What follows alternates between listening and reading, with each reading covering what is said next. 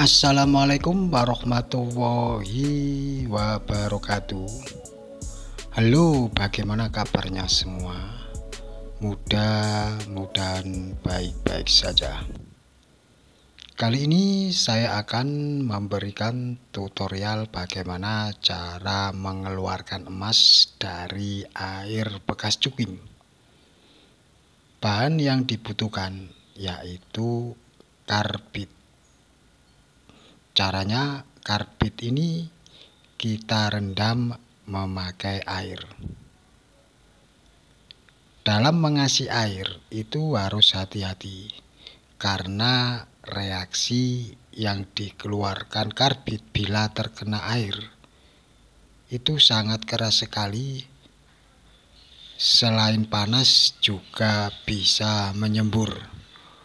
Oleh karena itu pelan-pelan saja dan harus hati-hati bila mengasi air ke karbit.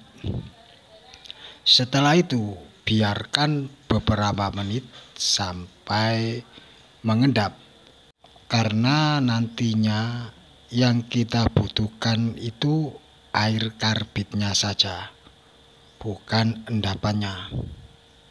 Sambil menunggu mengendap, kita siapkan penyaringan, yaitu memakai tisu atau yang lainnya. Setelah mengendap, kita tuangkan air karbit ke bekas air cukim tersebut. Bila warnanya berubah hitam seperti ini, berarti itu ada kandungan emasnya. Setelah kita kasih karbit secukupnya, biarkan dulu bereaksi atau mendidih. Setelah mendidih, lalu kita lakukan proses penyaringan.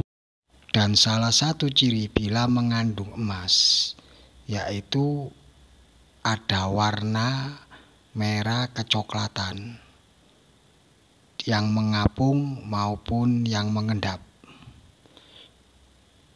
Dan dalam menggunakan karbit ini sangatlah efektif sekali, karena yang mengendap itu atau yang mengapung cuma emas, palladium maupun kerak.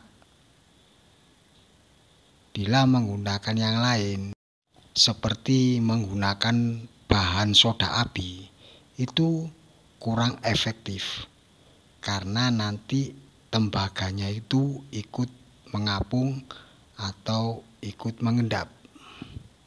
Jadi karbit ini selain harganya murah dan sangatlah efektif sekali dalam pemrosesan air bekas cukim ini. Dan untuk bahan atau logam yang dihasilkan dari pemrosesan ini, selain emas, biasanya itu ada kerak. Dan kalau dalam memprosesnya itu mengandung palladium, otomatis yang dihasilkan dari pemrosesan karbit ini juga ada palladiumnya. Salah satu ciri bila yang terkena atau yang mengapung itu maupun yang mengendap cuma emasnya, hasil air yang kita saring itu masih berwarna, seperti berwarna hijau ataupun berwarna biru. Karena bila sudah tidak berwarna, pastinya tembaganya itu juga ikut mengendap. Dan bisa Anda perhatikan, ini airnya masih berwarna. Otomatis yang terkena itu hanya logam seperti emas, palladium maupun kerak. Untuk emas yang dihasilkan dari pemrosesan ini itu tergantung emas yang diproses sebelumnya. Maksudnya, bila dalam proses pencukiman emas yang diproses itu banyak, otomatis hasilnya itu ya lumayan sekali. Akan tetapi kalau dalam proses pencukiman emasnya itu sedikit, pastinya hasil pemrosesan bekas air cukimnya itu sedikit. Usahakan dalam proses penyaringan ini lakukan sampai air cukimnya itu habis. Dan salah satu ciri bila mengandung emas, ada endapan seperti ini. Bisa Anda perhatikan, ini ada endapannya. Dan endapannya ini seperti hasil pemrosesan air cucian sianida dengan cara dipancing memakai tembaga. Hasilnya itu hampir sama seperti ini. Dan ini merupakan salah satu ciri air cukim itu, maksud saya air bekas cukim itu mengandung emas. Dan setelah kita selesai proses penyaringan, kita bilas yang bersih. Usahakan jangan sampai mengandung air bekas cukim, karena air cukim masih mengandung tembaga. Pastinya nanti kalau masih mengandung tembaga, emas yang dihasilkan itu kadarnya rendah sekali. Jadi dalam proses pencucian atau pembilasan ini harus benar-benar bersih, jangan sampai masih mengandung air bekas cukim. Agar mempermudah dalam proses pemblenderan atau membakar menggunakan blender, itu kita roasting dulu sampai menjadi abu.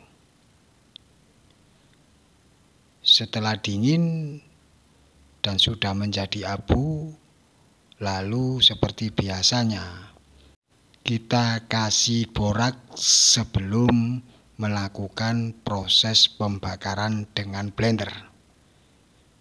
Tapi sebelumnya ini saya pindah dulu ke tempat yang lain.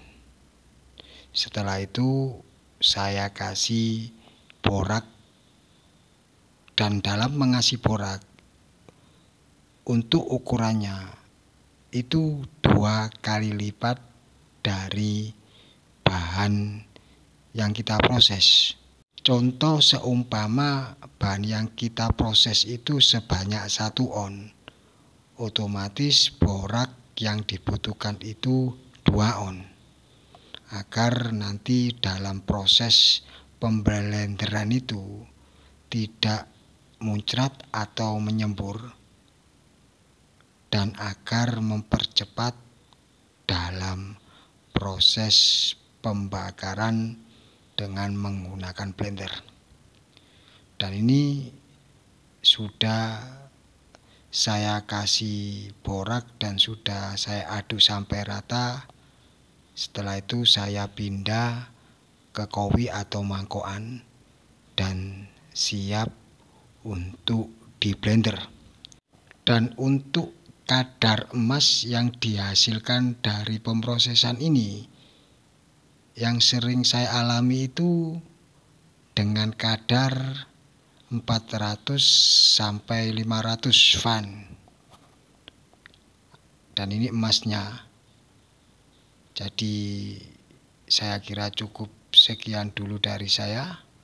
Maaf bila ada salah kata.